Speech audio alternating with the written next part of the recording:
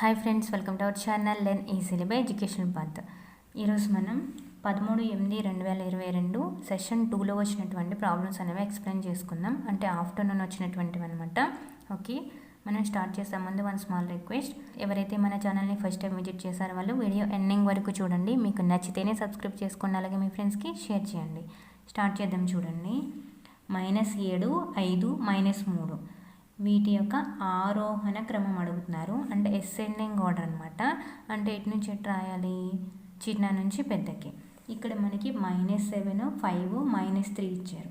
మైనస్లో ఏది చిన్నదైతే అది పెద్దది. యాక్చువల్గా మనకి ఇంటీజర్స్ అంటే పూర్ణ సంఖ్యలు తీసుకున్నారనుకోండి, ఒక నెంబర్ లైన్ మీద మనం పూర్ణ సంఖ్యలు అంటే ఇంటీజర్స్ కనుక తీసుకున్నట్టయితే 1, 2, 3, 4 అండ్ సో ఆన్. ఇటువైపు -1, -2, -3 అండ్ సో ఆన్ -ఇన్ఫినిటీ ఉంటుంది.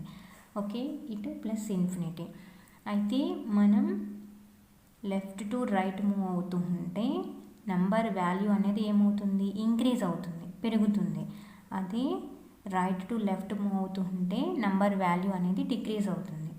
సో -2 కన్నా -3 అనేది ఎలా ఉంటుంది, చిన్నదవుతుంది. -1 కన్నా -2 చిన్నది, 1 కన్నా -1 చిన్నది. అది మనం లెఫ్ట్ టు రైట్ మూవ్ అవుతున్నాం అనుకోండి, ఇంక్రీజ్ అవుతుంది. -2 కన్నా -1 పెద్దదవుతుంది, -1 కన్నా 1 పెద్దదవుతుంది, -3 కన్నా 2 పెద్దదవుతుంది.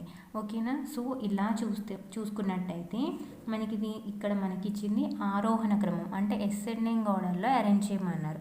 సో ఏమవుతుంది, ఫస్ట్ మనకి ఏమొస్తుంది, చిన్న నుంచి పెద్దకి. అంటే -7, -3 మైనస్ ప్లస్ తీసుకున్నారనుకోండి, ప్లస్ ఎప్పుడు కూడా ఎలా ఉంటుంది, పెద్దగా ఉంటుంది. సో అన్నింటికన్నా పెద్దది ఏమవుతుంది, ఇక్కడ 5 అనేది పెద్దదవుతుంది. సో -7, -3, 5 ఇది ఉన్న ఆప్షన్ ఏముంది మనకి, 4th ఆప్షన్. ఓకే, మనకి ఇలా తీసుకున్నట్టయితే మనం లెఫ్ట్ టు రైట్ మూవ్ అవుతూ ఉంటే నెంబర్ వాల్యూ అనేది ఇంక్రీజ్ అవుతుంది. అదే రైట్ టు లెఫ్ట్ మూవ్ అయితే డిక్రీజ్ అవుతుంది. దీన్ని బట్టి మనం ఇది ఈజీగా చేయొచ్చు. ఓకేనా, చిన్న నెంబర్స్ ఇస్తే. లేదు అంటే మనం గుర్తుపెట్టుకోండి, మైనస్ వాల్యూస్ అనేవి మనం మామూలుగా 7 and 3 తీసుకున్నారనుకోండి, 7 పెద్దది, 3 చిన్నది. కానీ -7, -3 తీసుకున్నారనుకోండి, -7 చిన్నదవుతుంది, -3 అనేది పెద్దదవుతుంది. ఈ విధంగా అనమాట. ఇది ఇంటీజర్స్లో, పూర్ణ సంఖ్యల్లో. ఓకే, నెక్స్ట్ చూడండి. సో ఆప్షన్ అయితే ఏమవుతుంది మనకి, 4th ఆప్షన్ అనేది కరెక్ట్ అవుతుంది. నెక్స్ట్ బిట్టి చూడండి, సాపేక్ష ప్రధానాంకాలు కాని జత అడుగుతున్నారు. సాపేక్ష ప్రధానాంకాలు అంటే కోప్రైమ్స్. వీటిని ఇంకేమని పిలుస్తారు, సాపేక్ష ప్రధానాంకాలు, పరస్పర ప్రధాన సంఖ్యలు అంటారు. మ్యూచువల్లీ ప్రైమ్స్ అని కూడా పిలుస్తారు ఇంగ్లీష్లో. ఓకేనా. ఇక్కడ ఈ సాపేక్ష ప్రధానాంకాలు అనేవి ప్రధాన సంఖ్యలే కానవసరం లేదు. సాపేక్ష ప్రధానాంకాలు అంటే ఏంటి, ఏవైనా 2 అంతకన్నా ఎక్కువ నెంబర్స్ తీసుకున్నారనుకోండి, వాటి యొక్క కారణాంకాల్లో ఒకటి మాత్రమే ఉమ్మడిగా ఉండాలి. ఇప్పుడు 7 and 15 తీసుకున్నారు, 7కి కారణాంకాలు ఏమవుతాయి, 1, 7. 15కి ఏమవుతాయి, 1, 3, 5, 15.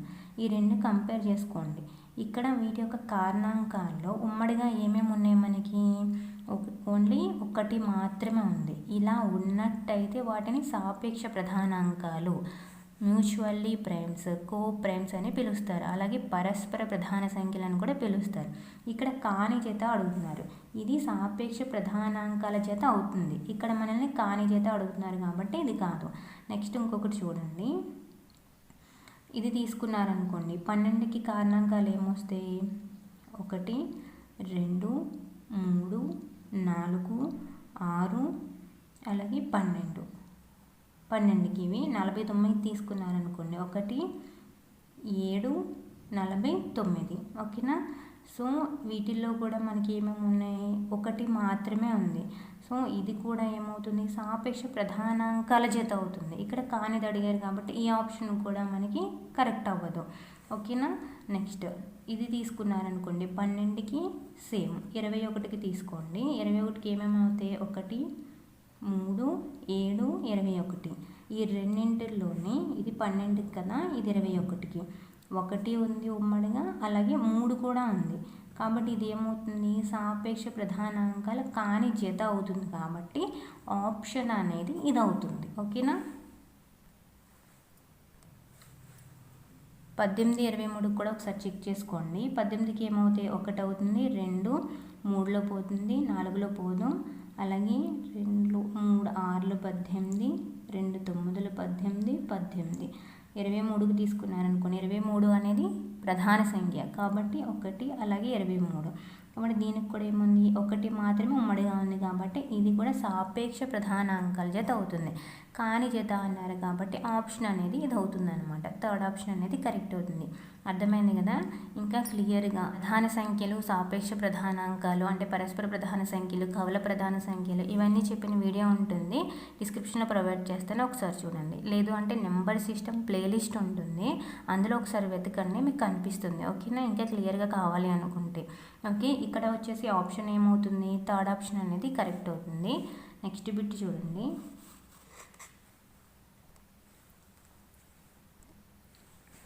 నెక్స్ట్ బిట్ చూడండి. 23.5 - 27 + 35.4 - 17. ఇక్కడ ఫస్ట్ ప్లస్ ఉన్నవి యాడ్ చేసుకోండి. 23.5 అలాగే 35.4 985. నెక్స్ట్ మైనస్ ఉన్నవి యాడ్ చేసుకోండి. -27 - 17 ఏమవుతుంది, 44 అవుతుంది. ఇది +58.9, ఇది -44. సో సబ్ట్రాక్ట్ చేయండి.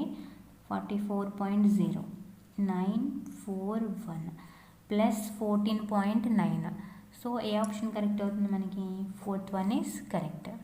నెక్స్ట్ బిట్ చూడండి. ఒక గడియారంలో నిమిషాల ముళ్ళు పొడవు 15 సెంటీమీటర్లు అయితే ముళ్ళు కొన ఒక గంట తిరిగితే ఎంత దూరం అవుతుంది. ఒక గంటలో ఈ నిమిషాల ముళ్ళు అనేది ఎంత దూరం తిరుగుతుంది అని అడుగుతున్నారు. ఇక్కడ ఇండైరెక్ట్గా ఒకసారి చూడండి. ఒక గడియారంలో ఒక నిమిషాల ముళ్ళు పొడవు ఇచ్చారు. ఇది ఎంత ఉంది, 15 సెంటీమీటర్లు ఉంది. ఓకేనా. 15 సెంటీమీటర్లు ఉంది. ఇది ఒక గంట తిరిగింది అంటే మళ్ళీ ఇక్కడ స్టార్ట్ అయింది అనుకోండి, మళ్ళీ ఎక్కడికి వస్తుంది, ఇక్కడికే వస్తుంది. ఓకేనా. అంటే ఇండైరెక్ట్గా మిమ్మల్ని ఏం అడుగుతున్నారు, సర్కంఫరెన్స్ ఆఫ్ ఏ సర్కిల్, వృత్త పరిధి అడుగుతున్నారు. మనకి ఇచ్చింది ఏంటి, వృత్త వ్యాసార్థం ఇచ్చారు. ఓకేనా. గుర్తుపెట్టుకోండి, ఇక్కడ మనకి ఇచ్చింది ఏంటి అంటే వృత్త వ్యాసార్థం ఇచ్చారు, వృత్త పరిధి అడుగుతున్నారు. సో వృత్త పరిధికి ఫార్ములా ఏంటి, 2πr. సో 2 × 22/7 × r అంటే ఎంత అవుతుంది, ఇక్కడ 15 సెంటీమీటర్లు అవుతుంది. 2 × 22 × 15 అంటే 660/7 వచ్చింది. సో దీన్ని క్యాలిక్యులేట్ చేసామనుకోండి, 7 660 చేశారనుకోండి, 8 56 9 63 3 0. సో ఏమవుతుంది, 4 28 2 0 పెట్టుకుంటే పాయింట్, మళ్ళీ 2 14, 10లోంచి 4 తీస్తే 6, అలాగే 0 పెట్టుకుంటారు, 8 56. సో దగ్గరగా ఇలా ఉన్న ఆప్షన్ ఏమవుతుంది మనకి, 94.28 ఏ విధంగా ఉంది, 94.20. సో ఏ ఆప్షన్ కరెక్ట్ అవుతుంది మనకి, థర్డ్ ఆప్షన్ అనేది కరెక్ట్ అవుతుంది. సో మనకి ఏ ఆప్షన్ అవుతుంది, థర్డ్ ఆప్షన్ అనేది కరెక్ట్ అవుతుంది. ఎగ్జాక్ట్గా ఇదే ఆన్సర్ ఎందుకు రాలేదు, ఈ నిమిషాల ముళ్ళు అనేది ఎగ్జాక్ట్గా దీనికి తగిలేటట్టు ఉండదు కాబట్టి, ఇక్కడ మనకి ఎలా ఇచ్చారు, గడియారంలో అని అన్నారు కాబట్టి ఇది ఈ విధంగా ఉంటుందా, కొంచెం చిన్నగానే ఉంటుంది, దీనికి తగలదు కదా. వృత్త పరిధి అంటే దీని చుట్టూ ఉన్నది. ఓకేనా.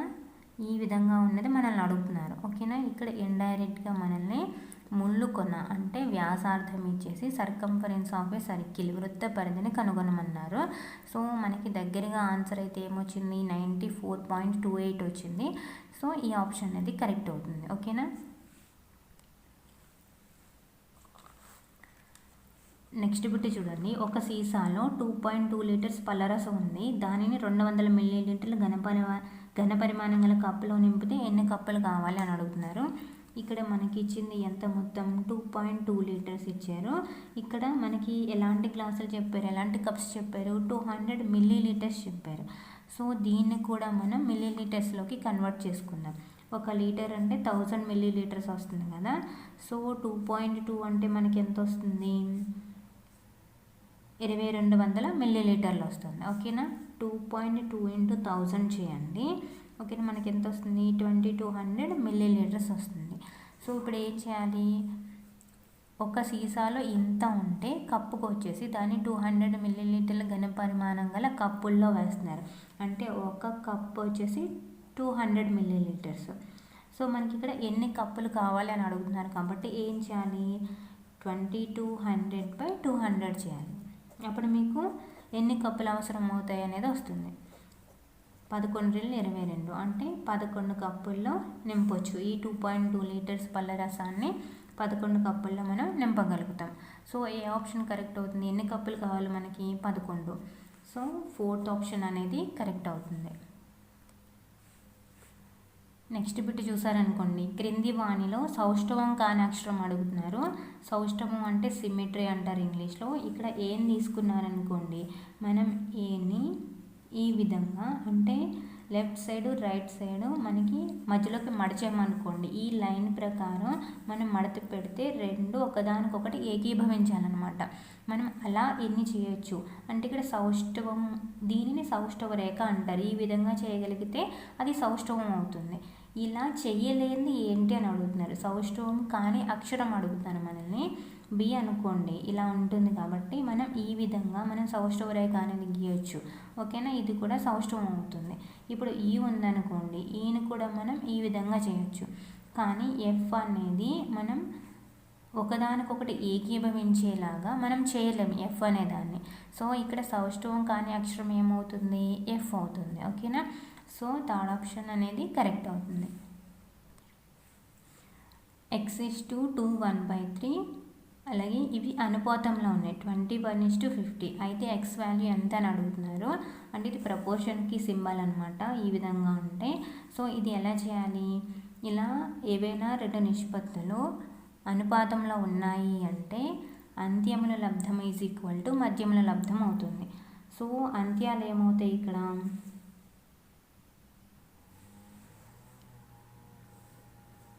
x×50 = 2 1/3 × 21 అవుతుంది.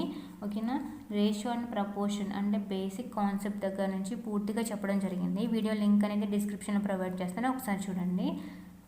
ఇంగ్లీష్ అండ్ తెలుగులో కలిపి ఉంటుంది, ఇద్దరికి అర్థమయ్యేటట్టు ఉంటుంది, English medium and Telugu medium వాళ్ళకి. ఓకేనా, ఇలా ప్రపోర్షన్ అంటే ఏంటి, రేషియో అంటే ఏంటి, బహుళ నిష్పత్తి కాంపౌండ్ రేషియో అంటే ఏంటి, దానికి సంబంధించిన కొన్ని సమ్స్ అనేవి చెప్పడం జరిగింది.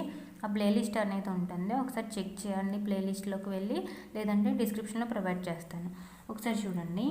అయితే ఇక్కడ అనుపాతంలో ఉన్నాయి అంటే అంత్యముల లబ్ధం = మధ్యముల లబ్ధం అవుతుంది.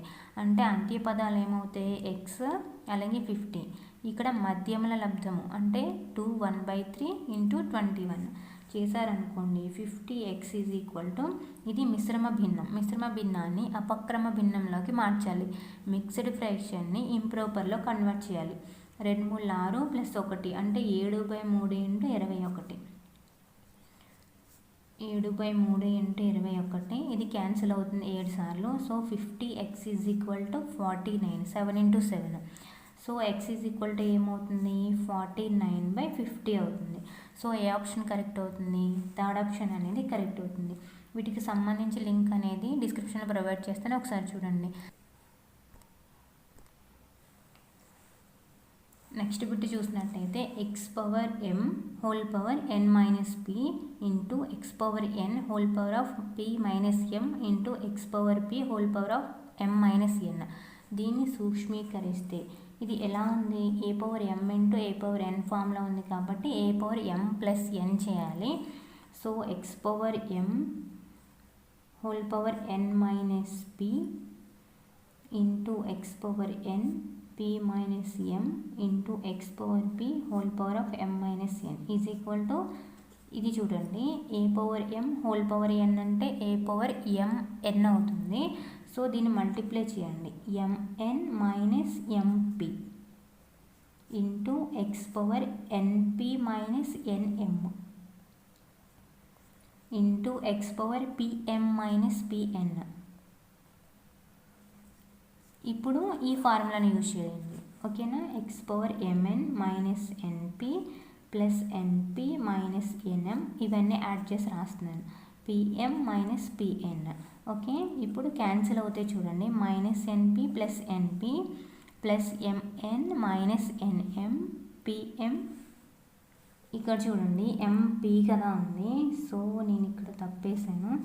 ఎంపీ కదా ఎన్పీ అని రాశాను. ఎంఎన్ మైనస్ ఎంపీ అయినా క్యాన్సిల్ అయిపోతే ఎంపీ పిఎం. ఓకేనా, ఎన్పీ పిఎన్ క్యాన్సిల్ అయిపోతే ఎక్స్ పవర్ 0 ఉన్నట్టు. ఎక్స్ పవర్ 0 అంటే 1 అవుతుంది. ఎనీ పవర్ 0 అయితే 1 అవుతుంది. ఏ పవర్ 0, ఎక్స్ పవర్ 0 ఏదన్నా సరే, 1 పవర్ 0, 1000 పవర్ 0 ఏదన్నా సరే దాని వాల్యూ అనేది 1 అవుతుంది. సో ఇక్కడ ఏమవుతుంది, ఆప్షన్ అనేది ఏది కరెక్ట్ అవుతుంది మనకి, ఫస్ట్ ఆప్షన్ అనేది కరెక్ట్ అవుతుంది. నెక్స్ట్ బిట్ చూడండి. ఒక చాపరేఖ పొడవు L అయితే వృత్త వ్యాసార్థం R అయితే సెక్టార్ వైశాల్యం అడుగుతున్నారు. దీనిని ఏమంటారు, సెక్టర్ అని పిలుస్తారు. ఇక్కడ చాపరేఖ పొడవు అంటే ఇది ఇచ్చి అలాగే వృత్త వ్యాసార్థం ఇది ఇచ్చినట్టయితే ఈ సెక్టార్ వైశాల్యం ఏమవుతుంది, దీనికి డైరెక్ట్ ఫార్ములా అనమాట, LR/2 అవుతుంది. A = అంటే సెక్టార్ వైశాల్యం LR/2 అవుతుంది. సో సెకండ్ ఆప్షన్ అనేది కరెక్ట్ అవుతుంది. ఈ విధంగా కాకుండా మనకి ఇక్కడ యాంగిల్ ఇచ్చేసి వ్యాసార్థం ఇచ్చారనుకోండి, అప్పుడు ఏమవుతుంది, సెక్టార్ వైశాల్యం x/360 × πr². πr² అంటే వృత్త వైశాల్యం. ఓకేనా, ఏరియా ఆఫ్ సర్కిల్ అవుతుంది. ఎప్పుడు ఇది ఈ x డిగ్రీస్ అంటే ఇక్కడ కోణం కనుక ఇచ్చినట్టయితే సెక్టార్ వైశాల్యం ఈ ఫార్ములా యూజ్ చేసుకొని చేయాలి. లేదు మనకి చాపరేఖ పొడవు ఇచ్చారు, వ్యాసార్థం ఇచ్చారు అంటే LR/2 పెట్టుకుని మనం సెక్టార్ వైశాల్యం అనేది కనుగొనాలి. ఇది direct bit. So second option అనేది కరెక్ట్ అవుతుంది. నెక్స్ట్ బిట్ చూడండి. √1296 వాల్యూ అడుగుతున్నారు. లాస్ట్ క్లాస్లో కూడా మనం చెప్పుకున్నాం, అంటే 13/8/2022 సెషన్ 1లో కూడా మనకి ఇలాంటి బిట్ ఒకటి వచ్చింది. నేను అక్కడ చెప్పాను, మల్టిప్లికేషన్ ట్రిక్ చెప్పాను కదా, దాన్ని బేస్ చేసుకుని మనం ఇది కూడా చేయొచ్చు. చూడండి, 35 సార్ ఎంత అవుతుంది, 1225 అవుతుంది. నెక్స్ట్ 40 సార్ ఎంత అవుతుంది, 1600 అవుతుంది. ఓకేనా, సో ఇప్పుడు ఇక్కడ 1296 ఉంది. ఈ 1296 అవ్వాలి అంటే ఇక్కడ 1225 వచ్చింది కదా, దీనికి మధ్యలో ఉంటుంది ఆప్షన్ అనేది. సో ఇక్కడ 26 అయ్యే ఛాన్స్ ఉందా లేదు, 16 అయ్యే ఛాన్స్ ఉందా లేదు, 46 అయ్యే ఛాన్స్ ఉందా లేదు.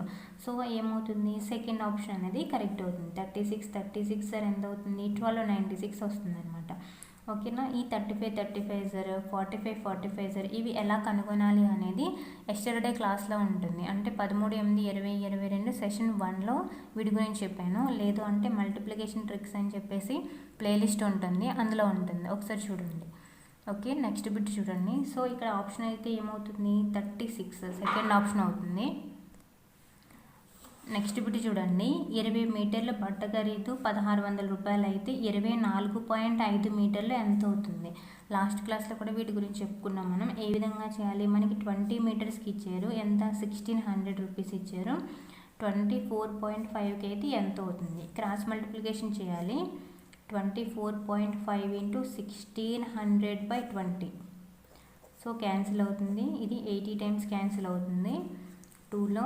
నెక్స్ట్ 24.80 ఎంత అవుతుంది అంటే 1960 అవుతుంది. సో మనకి సెకండ్ ఆప్షన్ అనేది కరెక్ట్ అవుతుంది.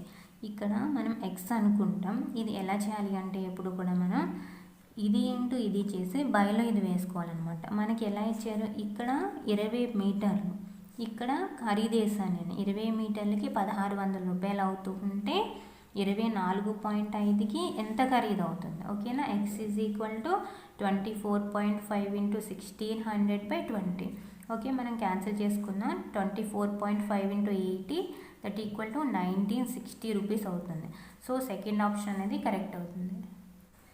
నెక్స్ట్ బిట్ చూడండి. క్రింది వాటిలో 15x - 9 ఏమవుతుంది, సమీకరణం అవుతుందా, సమాసం అవుతుందా, ఖచ్చితమైన వాక్యమా, ఎక్స్ అనేది ఒక స్థిర రాశి అని ఇచ్చారు. సో మనకి =0 ఉంది అనుకోండి, అది ఈక్వేషన్ అంటే సమీకరణం అవుతుంది.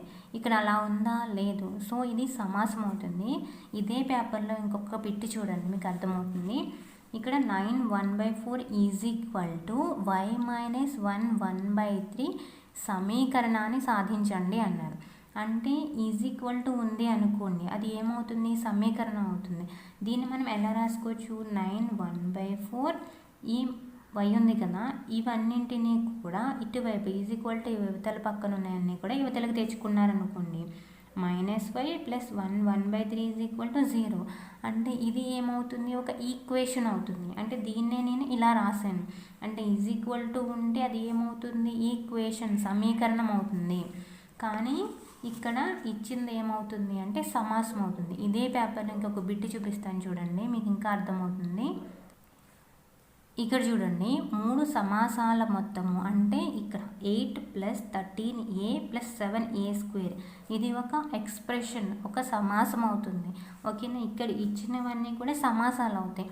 అంటే నార్మల్గా ఇవి ఏమున్నాయి, ఒక స్థిరరాశులు అలాగే చరరాశులు కలిగి ఉంది అనుకోండి, దాన్ని ఎక్స్ప్రెషన్ అంటారు, అంటే సమాసము అంటారు. అదే ఈజ్ ఈక్వల్ టు 0 కింద ఉందనుకోండి, ఇదే ఎక్స్ప్రెషన్ ఈజ్ ఈక్వల్ టు 0 పెడితే మనకి ఏ వాల్యూ అనేది ఫైండ్ అవుట్ చేయడానికి ఉంటుంది. అలా ఉన్నప్పుడు ఏమవుతుంది అంటే అది ఈక్వేషన్ అవుతుంది.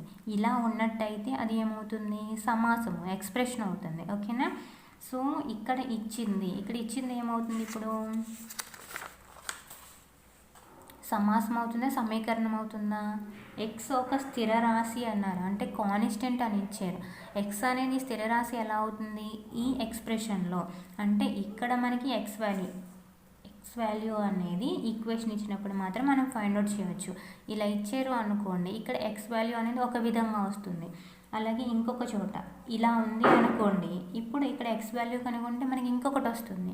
అంటే ఎక్స్ అనేది అంటే మనకి ఇంగ్లీష్ లెటర్స్ ఏవైతే ఉంటాయో అలా ఇచ్చినట్టయితే అవి వేరియబుల్స్, చరరాశులు అవుతాయి. ఇక్కడ నంబర్స్ ఓన్లీ స్థిర రాశులు అవుతాయి, కాన్స్టెంట్స్ అవుతాయి. సో ఈ ఆప్షన్ అనేది తప్పు. ఓకేనా, నెక్స్ట్, ఇది సమీకరణం కాదు, ఇది ఒక వాక్యము కాదు. సో ఇది ఏమవుతుంది, ఒక సమాసము. సో ఇక్కడ ఏ ఆప్షన్ కరెక్ట్ అవుతుంది, సెకండ్ ఆప్షన్ అనేది కరెక్ట్ అవుతుంది. ఎక్స్ అనేది స్థిర రాశి కాదు, అంటే మనకి ఏమైనా లెటర్స్ ఇచ్చారు అంటే, అక్షరాలు ఇచ్చారు అంటే అవి ఖచ్చితంగా ఏమవుతాయి, చరరాశులు, అంటే వేరియబుల్స్ అవుతాయి. ఓకేనా, నంబర్స్ మాత్రమే స్థిర రాశులు అవుతాయి. ఓకేనా, ఇది ఈజ్ ఈక్వల్ టు 0 కింద ఉంది అనుకోండి, అది ఈక్వేషన్ అవుతుంది, అంటే సమీకరణం అవుతుంది. మనకి ఇక్కడ ఇచ్చింది అయితే ఎక్స్ప్రెషన్, సమాసము. ఓకే, నెక్స్ట్ బిట్ చూడండి, మీకు ఏమైనా డౌట్స్ ఉంటే కామెంట్ చేయండి. ఇక్కడ చూడండి, ఈ సమీకరణాన్ని సాధించండి అన్నారు. సో మనం వైని యథావిధిగా అక్కడ ఉంచండి. నెక్స్ట్ ఈ ఏదైతే ఉందో -1 1/3 దీన్ని యువతలకు తెచ్చుకుందాం. అంటే 9 1/4 + 1 1/3 ఇవి ఏంటి, మిక్స్డ్ ఫ్రాక్షన్స్, మిశ్రమ భిన్నాలు. వీటిని అవక్రమంలోకి మార్చారనుకోండి, 9 4 36, 1 37/4 + 1 3 3 + 1 4/3. ఓకేనా, 4 3 12, 3 × 37 + 4 × 4.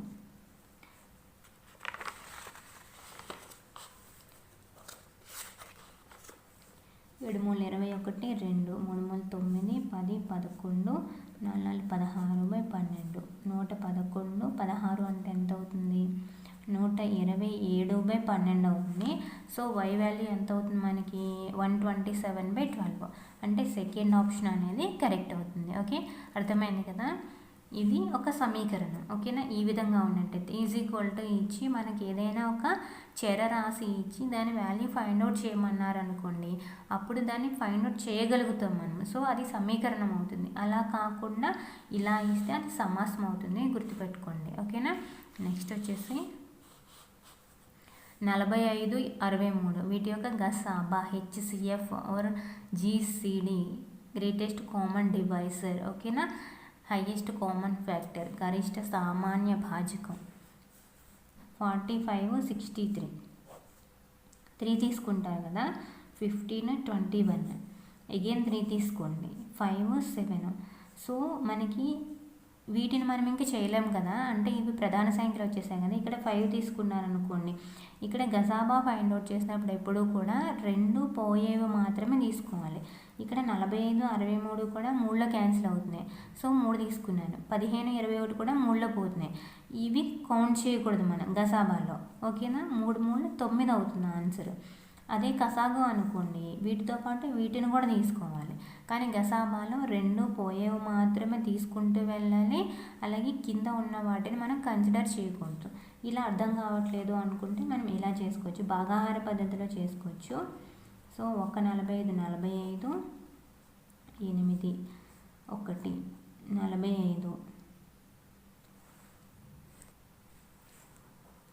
2 18 36 36 అది 9 again 18 తీసుకుంటారు, 2 9 18 భాజకం. సో ఎక్కడ తీసుకుంటారు, ఇక్కడ తీసుకోవాలి గసాబా అంటే. సో ఏమొచ్చింది, 9 వచ్చింది. ఓకేనా. ఇలా కాదు, ఇంకా వేరేలా కావాలి అనుకుంటే వీటిని రాసుకోండి. ఈ విధంగా రాసుకోవచ్చు. మనం ప్రధాన సంఖ్య లబ్ధంగా రాసుకోవాలి. 3లో పోతుంది కదా, 3 × 15 3 45. సో ఈ విధంగా రాసుకోవచ్చు. 63 ఎలా రాసుకోవచ్చు, 3 × 7 కింద రాసుకోవచ్చు. ఇందులో రెండింటిలో కామన్గా ఉన్నవి మాత్రమే తీసుకోవాలి, ఈ విధంగా తీసుకోవాలి. సో ఏమొచ్చాయి, 3 × 3. సో 3 × 3 అంటే 9. ఒక్కొక్క దాంట్లో 2 సార్లు వచ్చినాయి కదా, ఒక్కొక్కసారి తీసుకుంటూ వెళ్ళాలన్నమాట. సో ఏమొస్తుంది, 9 వస్తుంది. మనం ఏ విధంగా అయినా చేయొచ్చు. సో 45 63 లెక్క గసాబా ఏమవుతుంది, 9. అంటే థర్డ్ ఆప్షన్ అనేది కరెక్ట్ అవుతుంది. నెక్స్ట్ బిట్ చూడండి, 2/5 + 3/7 + -6/5 + -13/7 సూక్ష్మీకరిస్తే, సింప్లిఫై చేస్తే ఏమొస్తుంది. ఇక్కడ మనం హారాలు అంటే డినామినేటర్ సేమ్గా ఉన్నవి ఒక చోట తీసుకోండి. సో 2/5 + -6/5 అలాగే +3/7 + -13/7 ఇలా తీసుకోండి, ఈజీగా వస్తుంది. సో 2 - 6 ఏమవుతుంది, -4/5 అవుతుంది. సో ఇక్కడ వచ్చేసి ఏమవుతుంది మనకి, -10/7 అవుతుంది. సో నెక్స్ట్ వచ్చేసి -4/5 -10/7 క్యాలిక్యులేట్ చేసామనుకోండి, 35 అవుతుంది. ఎల్సిఎం వచ్చేసి 7 4s are -28 -5 times -50. సో -78/35 అవుతుంది. సో ఏ ఆప్షన్ కరెక్ట్ అవుతుంది, ఫస్ట్ ఆప్షన్ అనేది కరెక్ట్ అవుతుంది. ఓకే, అర్థమైంది కదా, -78/35.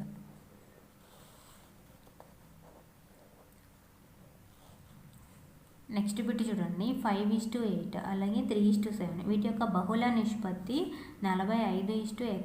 అయితే ఎక్స్ వాల్యూ ఎంత అని అడుగుతున్నారు. బహుళ నిష్పత్తి అంటే కాంపౌండ్ రేషియో. ఇది ఏ విధంగా వస్తుంది, ఇచ్చిన 2 నిష్పత్తుల్ని ఒకే నిష్పత్తిగా తెలపడానికి పూర్వ పదముల లబ్ధము అలాగే పరపదముల లబ్ధాల నిష్పత్తిని బహుళ నిష్పత్తి అంటారు. సో ఇక్కడ మనకి బహుళ నిష్పత్తి అనేది ఇచ్చేసారు. అంటే ఇక్కడ మనం ఏ విధంగా తీసుకోవాలి, మనకి ఇచ్చిన 5:8 3:7 వీటి యొక్క బహుళ నిష్పత్తి అనేది 45:x. అయితే మనం ఎక్స్ వాల్యూ అనేది ఫైండ్ అవుట్ చేయాలి. ఇక్కడ పూర్వ పదముల లబ్ధము పరపదముల లబ్ధము అంటే ఏమవుతుంది, పూర్వ పదములు అంటే ఈ 2 అవుతాయి, పరపదములు అంటే ఇవి అవుతాయి. వీటి యొక్క నిష్పత్తి అంటే 5 × 3/8 × 7 = 45/x. అర్థమైంది కదా. వీటిని ఏమంటారు, వీటిని యాంటిసిడెంట్స్ అని, వీటిని కాన్సిక్వెన్స్ అని పిలుస్తారు. ఇప్పుడు ఏమవుతుంది, 15/56 = 45/x. సో మనకు కావాల్సింది x కాబట్టి x దీన్ని అవతలకు పట్టుకెళ్ళారు, వీటిని అవతలకు తెచ్చుకోండి. 45 × 56/15. సో ఇది 3 times క్యాన్సిల్ అవుతుంది. x = 3 × 56 168. సో ఏ ఆప్షన్ కరెక్ట్ అవుతుంది మనకి, ఫోర్త్ ఆప్షన్ అనేది కరెక్ట్ అవుతుంది. ఈ పూర్వ పదములు ఏమున్నాయో వాటిని యాంటిసిడెంట్స్ అని పిలుస్తారు, వీటిని పరపదములని కాన్సిక్వెన్స్ అని పిలుస్తారు ఇంగ్లీష్లో. ఓకేనా. బహుళ నిష్పత్తి అంటే కాంపౌండ్ రేషియో, అంటే 2 నిష్పత్తుల్ని ఒకే నిష్పత్తిగా తెలపడాన్ని బహుళ నిష్పత్తి అంటారు. సో ఇక్కడ వచ్చేసి ఎక్స్ వాల్యూ ఎంత వచ్చింది మనకి, 168. అంటే ఫోర్త్ ఆప్షన్ అనేది కరెక్ట్ అవుతుంది. నెక్స్ట్ బిట్ చూడండి, ఒక త్రిభుజంలో 2 కోణాలు ఇచ్చేశారు. అయితే 3వ కోణం ఎంత అని అడుగుతున్నారు. 2 కోణాలు వచ్చేసి 116 అలాగే 30. మనకి తెలిసింది ఏంటి, త్రిభుజంలోని 3 కోణాల మొత్తము అనేది 180 డిగ్రీలు ఉంటుంది. సో ఏబిసి అనుకున్నారనుకోండి, angle A plus angle B plus angle C is equal to 180 degrees. ఒకటి 116, ఒకటి 30, ఇంకొకటి ఎక్స్ అనుకోండి 180. X is equal to 180 minus ఇదేమవుతుంది 146 అవుతుంది. ఓకేనా? సో మైనస్ చేయండి, 180 మైనస్ 146 34. సో ఇంకొక యాంగిల్ అనేది ఏమవుతుంది, మూడవ కోణం అనేది 34 డిగ్రీలు. సో ఫోర్త్ ఆప్షన్ అనేది కరెక్ట్ అవుతుంది. నెక్స్ట్ బిట్ వచ్చేసి ఎల్ ఈజ్ ఈక్వల్ టు 60 అంటే ఒక దీర్ఘఘనం యొక్క పొడవు 60, అలాగే వెడల్పు 40, ఎత్తు 30 అయితే మూత కలిగిన పెట్టెకు బాహ్యతలను రంగు వేయడానికి 20 చదరపు సెంటీమీటర్లకి 50 పైసలు చొప్పున మొత్తం ఎంత ఖర్చు అవుతుందని అడుగుతున్నారు. సంపూర్ణ తల వైశాల్యం అనేది కనుగొనాలి. సో దానికి ఫార్ములా ఏంటి, 2 × LB + BH + HL. సో ఏమవుతుంది 2 × 60 × 40 వేస్తానండి. 60 × 40 + 40 × 30 + 30 × 60. 2 × 2400 + 1200 + 1800. సో ఇది వచ్చేసి మనకి ఏమవుతుందంటే ఈ రెండు యాడ్ చేస్తే 3000 అవుతుంది. 3000 + 2400 అంటే 5400 అవుతుంది. సో ఇలా ఉంచండి. ఇక్కడ ఏమన్నారు, 20 చదరపు సెంటీమీటర్లకి 50 పైసలు అవుతుంది అన్నారు కదా. సో దీన్ని బై 20 చేయండి. 0 0 క్యాన్సిల్ అవుతుంది, 2 2 క్యాన్సిల్ అవుతుంది. ఓకేనా? సో 540 అవుతుంది. ఇప్పుడు 540 × 50 చేయండి. సో ఏమవుతుంది 50 పైసలు అంటే ₹0.5 అవుతుంది. ఓకేనా? 5 4 20, 2 25, 26, 27. వీటిని ఇక్కడ రూపీస్లో ఇచ్చారు కాబట్టి రూపీస్లో కన్వర్ట్ చేసుకున్నారనుకోండి, ఏమవుతుంది రూపీస్లో కన్వర్ట్ చేసుకుంటే బై 100 చేయాలి. సో బై 100 చేస్తే 0 0 క్యాన్సిల్ అయ్యి 270 రూపీస్ అవుతుంది. ఓకేనా? సో ఏ ఆప్షన్ కరెక్ట్ అవుతుంది, మనకి థర్డ్ ఆప్షన్ కరెక్ట్ అవుతుంది. ఇక్కడ ఏ విధంగా చేసాను ఒకసారి చెప్తాను వినండి. 2 × 5400 చేస్తే మనకు ఒక వాల్యూ వస్తుంది కదా, అందులో ఎన్ని 20s ఉంటాయి అంటే నేను డైరెక్ట్గా ఇది చేస్తే మనకి కొంచెం పెద్ద వాల్యూ వస్తుంది కాబట్టి చేయకుండా ఏం చేస్తానంటే బై 20 చేసేస్తాను. సో ఇందులో మనకి ఎన్ని 20s ఉంటాయి, 540 20s ఉంటాయి. ఒక్క 20 చదరపు సెంటీమీటర్కి వచ్చేసి 50 పైసా పడుతుంది కాబట్టి 540కి ఎన్ని పడతాయి అంటే 540 × 50 చేశాను. సో ఇక్కడ మనకు వచ్చింది అంటే పైసల్లో వచ్చింది, కానీ ఇక్కడ మనకి ఇచ్చింది ఏంటి రూపీస్లో ఇచ్చారు. సో బై 100 చేయండి. సో మనకి ఏమొస్తుందంటే 270 రూపీస్ వస్తుంది. సో థర్డ్ ఆప్షన్ అనేది కరెక్ట్ అవుతుంది. ఓకేనా? అర్థమైంది కదా? మీకు ఇంకా డౌట్ అనిపిస్తే కామెంట్ చేయండి ఫ్రెండ్స్. నెక్స్ట్ బిట్కి వెళ్ళిపోదాం. ఇక్కడ చూడండి, ఒక వ్యక్తి 2 సైకిళ్ళను ఒక్కొక్కటి 3000 రూపాయల చొప్పున అమ్మాడు. అయితే మొదటి దాని మీద 20% లాభం వచ్చింది, రెండవ దాని మీద 20% నష్టం వచ్చింది. అయితే మొత్తం మీద అతనికి లాభం వచ్చిందా నష్టం వచ్చిందా, అయితే ఎంత వచ్చింది అని అడుగుతున్నారు. ఇలా మనకి రెండింటిని ఒకే రేటుకి అమ్మారు, రెండింటి మీద మనకి సేమ్ అమౌంట్లో లాభం వచ్చింది అలాగే నష్టం వచ్చింది. ఇలా వచ్చినప్పుడు దానికి ఏముంటుంది అంటే నికర శాతం ఏమవుతుంది అంటే లాభ శాతము ఇంటూ నష్ట శాతము బై 100 చేయాలన్నమాట. ఈ విధంగా చేస్తే మీకు ఎప్పుడు కూడా ఏమొస్తుంది అంటే ఈ విధంగా ఒకటే రేటుకి అమ్మి రెండింటి మీద సేమ్ అమౌంట్లో అంటే మనకి ఒకటే లాభ శాతము ఒకటే నష్ట శాతం వచ్చింది అనుకోండి. ఇక్కడ 20% లాభం అలాగే 20% నష్టం వచ్చింది కాబట్టి మొత్తం మీద ఇతనికి ఏమొస్తుంది అంటే నష్టం వస్తుంది. ఓకేనా? సో ఏమవుతుంది నికర నష్ట శాతం ఈజ్ ఈక్వల్ టు లాభ శాతం ఇంటూ నష్ట శాతం అంటే 20 × 20/100. 4% ఏమొస్తుంది నష్టం వస్తుంది. ఓకేనా? ఈ విధంగా ఉన్నప్పుడు నష్టం వస్తుంది. ఇలా కాకుండా ఒకటే రేటుకి కొని ఒకటే అమౌంట్ అనమాట, ఒకటే రేటుకి రెండింటిని ఒకటే రేటుకి కొన్నవేళ ఇచ్చారనుకోండి, అలాగే ఒకటే అమౌంట్లో లాభ శాతము నష్ట శాతం వచ్చింది అనుకోండి, అతనికి అప్పుడు లాభం కానీ నష్టం కానీ రాదు. కానీ ఈ విధంగా అమ్మినప్పుడు ఒకటే అమౌంట్కి అమ్మినప్పుడు ఒకటే అమౌంట్లో లాభము నష్టము వచ్చినట్టయితే అతనికి వచ్చేది నష్టం వస్తుంది. గుర్తుపెట్టుకోండి, ఈ విధంగా అమ్మినప్పుడు నష్టం వస్తుంది, అది కూడా సేమ్ అమౌంట్లో మనకు ఉండాలి. అలా ఉన్నప్పుడు వచ్చేది నష్టం వస్తుంది. దానికి ఫార్ములా ఏంటి అంటే లాభ శాతము ఇంటూ నష్ట శాతము ఇంటూ 100 చేయాలి. సో వచ్చేది ఏంటి అంటే నష్ట శాతం వస్తుంది. ఓకేనా? 4% వచ్చింది మనకి ఇక్కడ. సో అదేంటి, నష్టం అనేది 4%. సో సెకండ్ ఆప్షన్ అనేది కరెక్ట్ అవుతుంది. ఇలా కాకుండా 2 వస్తువులు కొన్న వెలలు సమానమయ్యి లాభ శాతము నష్ట శాతము సమానమైతే అతనికి లాభం కానీ నష్టం కానీ రాదు. కానీ అమ్మినప్పుడు అయితే మనకి వచ్చేది నష్టం వస్తుంది. దానికి ఫార్ములా అయితే ఇది, ఓకేనా. సో అక్కడ ఇచ్చిన అమౌంట్స్ని బట్టి మనకి అది వేసుకోవాల్సి ఉంటుంది.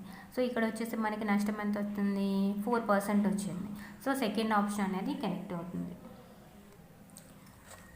నెక్స్ట్ బిట్ చూడండి, 3.3, 3.5, 3.1, 3.7, 3.2 అండ్ 3.8 వీటి యొక్క మధ్యగతం మీడియన్ అడుగుతున్నారు.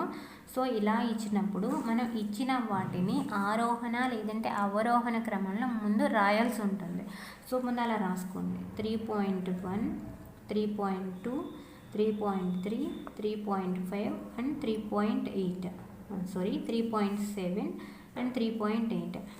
ఇప్పుడు కౌంట్ చేయండి. 1, 2, 3, 4, 5, 6 మనకి ఇచ్చిన రాశులు ఏ సంఖ్యలో ఉన్నాయి, సరి సంఖ్యలో ఉన్నాయి. కాబట్టి మీడియన్ అనేది ఏమవుతుంది, మధ్యలో ఉన్న వీటి యొక్క సరాసరిని కనుగొనాలన్నమాట. ఒకవేళ ఇచ్చిన రాశులు బేసి సంఖ్యలో ఉన్నాయి అనుకోండి, మధ్యలో ఏదైతే ఉంటుందో దానిని మీడియన్ కింద మనం తీసుకుంటాం. కానీ ఇక్కడ మనకి ఎన్ని ఇచ్చారు, 6 ఉన్నాయి. సో 6 ఉన్నాయి కాబట్టి మనం 3, 4 ఈ రాశుల యొక్క సరాసరిని కనుగొనాల్సి ఉంటుంది.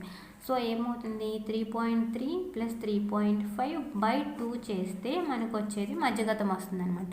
ఇలా కాకుండా ఇచ్చిన రాశులు కనుక మనకి ఆడ్ నెంబర్స్ అంటే బేసి సంఖ్యలో ఉన్నట్టయితే, అంటే ఇచ్చినవి 5 ఉన్నాయి అనుకోండి, మిడిల్లో ఏముంటుంది, 3వది మధ్యగతం కింద మనం తీసుకోవాలి. ఇప్పుడు మనకి ఇచ్చినవి 6 ఉన్నాయి కాబట్టి ఈ రెండింటి యొక్క సరాసరిని కనుగొనాలి. సో ఏమవుతుంది, 6.8/2 అవుతుంది. 6.8 అంటే 3.4 అవుతుంది. సో ఏ ఆప్షన్ కరెక్ట్ అవుతుంది, మనకి సెకండ్ ఆప్షన్ అనేది కరెక్ట్ అవుతుంది. ఓకేనా, అర్థమైంది కదా. మీకు డౌట్ ఉంటే కామెంట్ చేయండి. ఓకే, నెక్స్ట్ బిట్ చూడండి.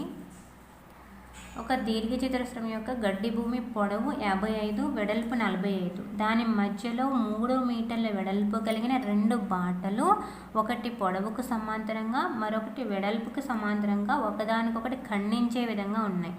అయితే బాట వైశాల్యం ఎంత? ఇది చూడండి ఏ విధంగా అంటే ఇది ఇచ్చారు, ఇలా ఉంది. ఓకేనా, దీర్ఘచతురస్రాకారంలో గడ్డి భూమి ఉంది. అయితే ఇక్కడ మనకి ఎలా ఇచ్చారు, పొడవుకి సమాంతరంగా ఒక బాట వేశారు, అలాగే వెడల్పుకి సమాంతరంగా ఒక బాట వేశారు. ఏ విధంగా, అది 3 మీటర్స్ 3 మీటర్లు వెడల్పు ఉండేటట్టు వేసుకున్నారు. ఇలా వేసుకున్నట్టయితే ఈ బాట వైశాల్యం ఎంత అనేది క్వశ్చన్. 2 ఒకదానికొకటి ఖండించే విధంగా వేసుకున్నారు. సో ఇప్పుడు మనం ఏ విధంగా తీసుకోవాలి అంటే, ఒకసారి జాగ్రత్తగా అబ్జర్వ్ చేయండి. ABCD KLMN PQRS.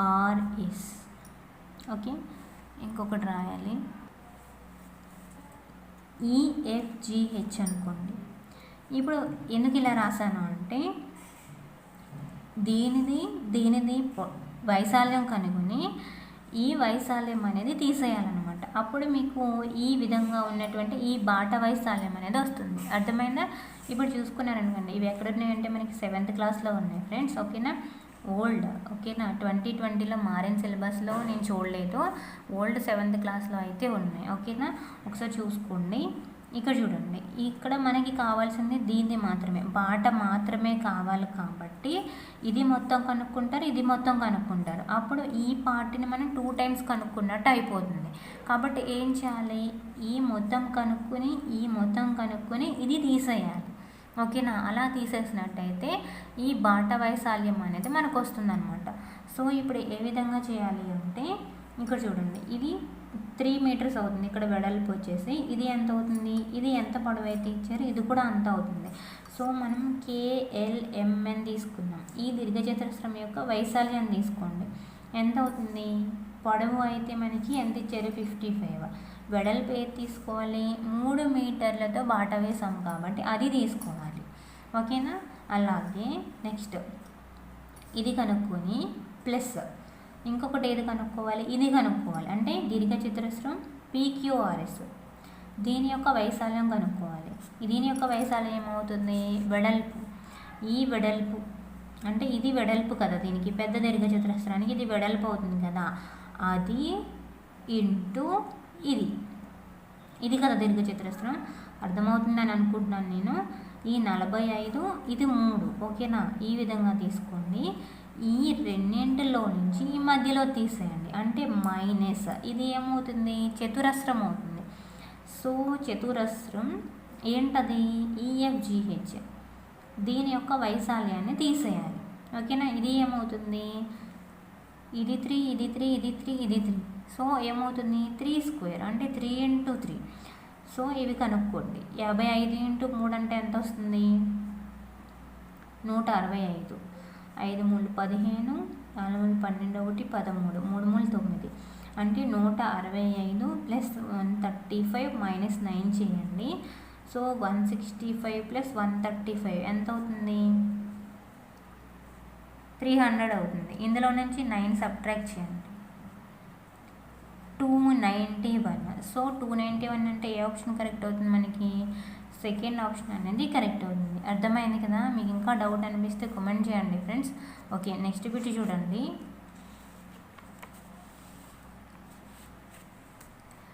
ఇక్కడ వచ్చేసి 3 సమాసాల మొత్తం ఇచ్చారు, అందులో 2 ఇచ్చేసారు, మూడోది కనుక్కోమన్నారు. సో ఇక్కడ ఏం చేయాలి?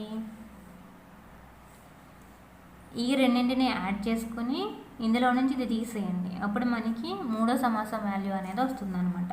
సో ఇచ్చినవి 2a² + 3a + 2, 3a² - 4a + 1. ఈ రెండింటిని యాడ్ చేయండి. ఫస్ట్ 3 - 1a అవుతుంది. నెక్స్ట్ 5a² అవుతుంది. ఇంకొకటి ఏమి ఇచ్చారు? ఇది a² a అలాగే కాన్స్టెంట్ వచ్చేటట్టు రాసుకోండి. 7a² + 13a + 8. ఇందులో నుంచి ఇది సబ్ట్రాక్ట్ చేసేయండి.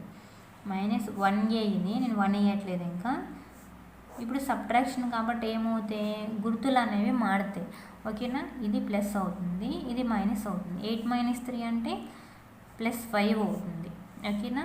ఇక్కడ +14a అవుతుంది, ఇక్కడ 2a² అవుతుంది. సో ఏ ఆప్షన్ కరెక్ట్ అవుతుంది మనకి? ఫస్ట్ ఆప్షన్ అనేది కరెక్ట్ అవుతుంది. 2a² + 14a + 5. ఓకే, అర్థమైంది కదా? ఇంకొక 2 బిట్స్ ఉన్నాయి చూడండి. 2 సమాంతర రేఖల్లో తిర్యక్ రేఖకు ఒకే వైపున గల అంతర్కోణాల మొత్తం. 2 సమాంతర రేఖలు తీసుకోండి. 2 సమాంతర రేఖల్లో తిర్యక్ రేఖ అంటే ట్రాన్స్వర్సల్ అనమాట. తిర్యక్ రేఖకు ఒకే వైపున గల అంతర కోణాల మొత్తం అనేది ఏమవుతుంది? సంపూరకాలు అంటే 180 degrees అవుతుంది. జామెట్రీ క్లాసెస్ అని చెప్పేసి ప్లేలిస్ట్ ఉంటుంది ఫ్రెండ్స్, ఒకసారి అవి చూడండి. నేను యాంగిల్స్ అన్నీ చెప్పడం జరిగింది. అలాగే 2 సమాంతర రేఖలను ఒక తిర్యక్ రేఖ ఖండిస్తే మనకి కోణాలు అనేవి ఏర్పడతాయి ఈ విధంగా అనమాట. ఈ కోణాలు అంటే ఏకాంతర కోణాలు, ఒకే వైపున ఉన్న బాహ్య కోణాలు, ఒకే వైపున ఉన్న అంతర్కోణాలు, లోపల బయట ఉన్న కోణాలు ఏ విధంగా వస్తాయి? ఒక వాల్యూ ఇస్తే ఈ అన్నింటి వాల్యూ అనేది మనం ఫైండ్ అవుట్ చేయొచ్చు. అది ఏ విధంగా అనేది జామెట్రీ క్లాసెస్ ప్లేలిస్ట్ ఉంటుంది, అందులో ఉంటుంది, ఓకేనా? సరే, అయితే ఇక్కడైతే ఏమవుతుంది మనకి? ఆన్సర్ వచ్చేసి సంపూరకాలు 180 degrees. సో థర్డ్ ఆప్షన్ అనేది కరెక్ట్ అవుతుంది, ఓకేనా? నెక్స్ట్ బిట్ చూడండి. 2 సరళ రేఖలు ఒకదానికొకటి ఖండించుకున్నప్పుడు ఆ ఖండన బిందువు వద్ద ఏర్పడిన అభిముఖ కోణాల జతను ఏమంటారు? ఇప్పుడు 2 సరళ రేఖలు ఒకదానికొకటి ఖండించుకున్నాయి. ఇలా ఖండించుకున్నప్పుడు ఈ ఖండన బిందువు వద్ద ఏర్పడిన అభిముఖ కోణాల జతను ఏమంటారు? ఇది కూడా చెప్పాను నేను, శీర్షాభిముఖ కోణాలు అంటారు. జామెట్రీ ప్లేలిస్ట్ ఉంటుంది, ఓన్లీ జామెట్రీ క్లాసెస్ ఉంటాయి, అందులో ఉంటుంది, క్లియర్గానే ఉంటుంది ఫ్రెండ్స్. ఒకసారి చూడండి, ఓకేనా? లేదంటే డిస్క్రిప్షన్లో లింక్ ప్రొవైడ్ చేస్తాను, ఒకసారి చూడండి. ఇది అయితే మనకి 13, 8, 20, 22 సెషన్ 2లో వచ్చినటువంటి ఆల్ బిట్స్. సో ఆప్షన్ వచ్చేసి ఏమవుతుంది? ఫోర్త్ ఆప్షన్ అనేది కరెక్ట్ అవుతుంది. ఓకే, వీడియో ఎండింగ్ వరకు చూసారు కదా. మీకు నచ్చితే సబ్స్క్రైబ్ చేసుకోండి, అలాగే మీ ఫ్రెండ్స్కి షేర్ చేయండి. Thanks for watching.